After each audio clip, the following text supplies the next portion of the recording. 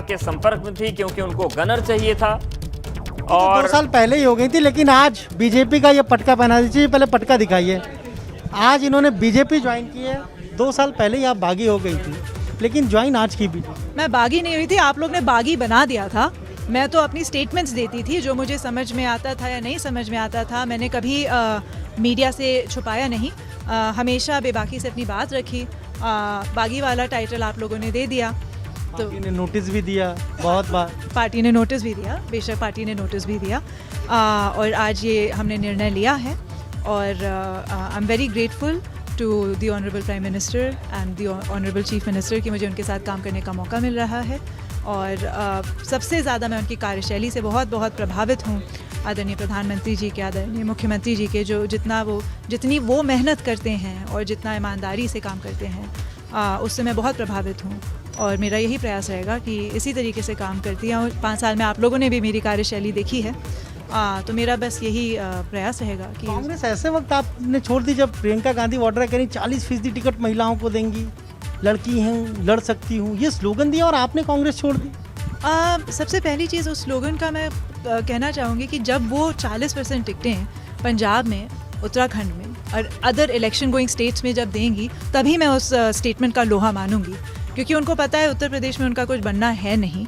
पिछली बार 7 सीटों में सिमट के रह गए थे, वो भी उनमें से एक मैं भी जी आप सीट थी जी।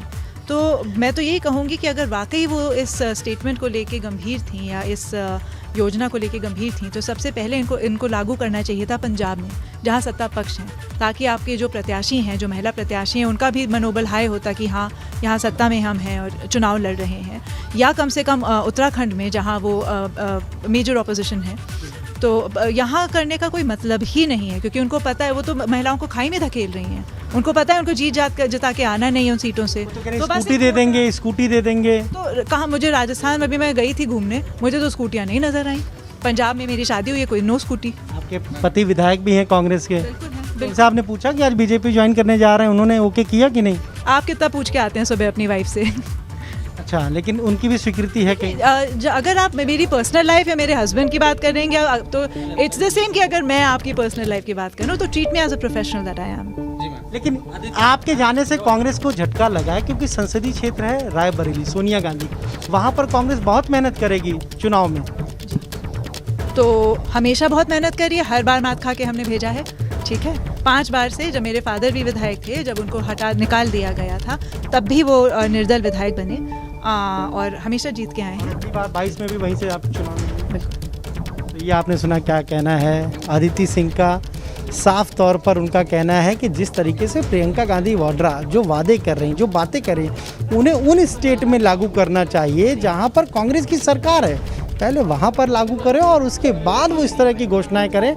आज उन्होंने बीजेपी ज्वाइन की है, साफ तौर पर कह रही हैं कि प्रधानमंत्री नरेंद्र मोदी की जो कार्यशैली है, मुख्यमंत्री योगी आदित्यनाथ की जो कार्यशैली है, उससे प्रभावित होकर बीजेपी ज्वाइन की है। और 2022 में उसी सीट से, यानी रायबरेली सदर सीट से ही वो चुनाव लड़ेंगी, कांग्रेस को वहाँ कड़ी टक्कर देंगी।